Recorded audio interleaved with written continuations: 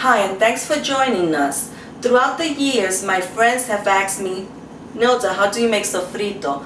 Well, I thought that while my mom, Viviana, here visiting us from Puerto Rico, is here, I would go ahead and make some sofrito and show you how us, the Hispanics, the Puerto Ricans, we make sofrito. Okay, I'm going to show you the ingredients that I use when I make sofrito. Over here we have some cilantro, I have some onions, some peppers, garlic, and we call this oregano brujo. Also, once you're done making the sofrito, you're going to need some storage containers because I go ahead and freeze my sofrito and it'll last me for months.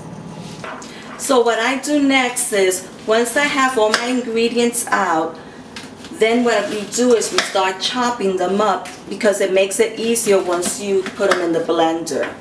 So as you can see, that's what my mom is doing. A good thing to do also is put on some gloves because all those spices together, your hands are going to smell for a couple of days. So that's another good thing to do.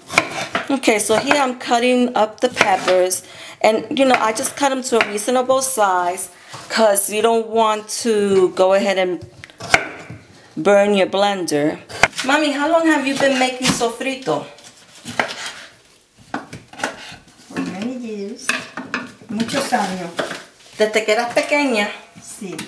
Now understand, this is a Puerto Rican thing, so I'm gonna probably be speaking English and Spanish.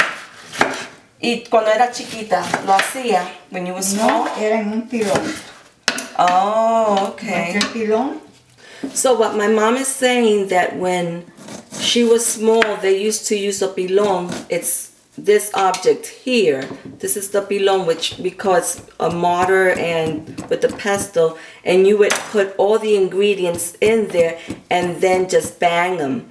Throughout the years, I've learned to add some water to the blender because it helps the blender work less and it speeds up the process of blending all the ingredients. The order of the ingredients doesn't matter, but at my house, this is how my mom taught me. I use for the molienda, garlic, red or green pepper, onions, cilantro, and cilantro brujo.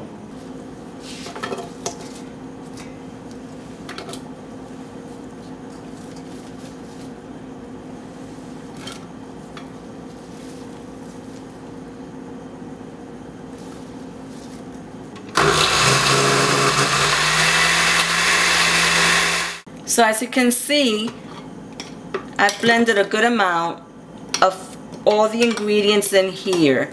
And what I'm doing now is just mixing it from the bottom to the top just to make sure that everything's blended well. You can use on your mixer, you can either use the blender or the grate function and see how thick you want it.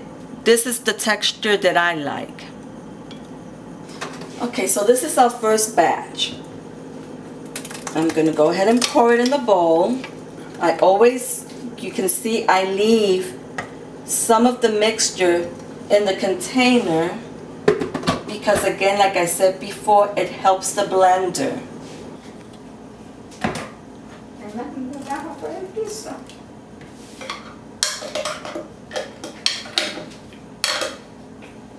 Y a veces se me quedan los cantitos de cilantro, me gusta. Está quedando muy fino. Yo no sé, cada persona lo hace como Yeah. Yo lo hago como me quede. Toma, ponte a lavar los platos.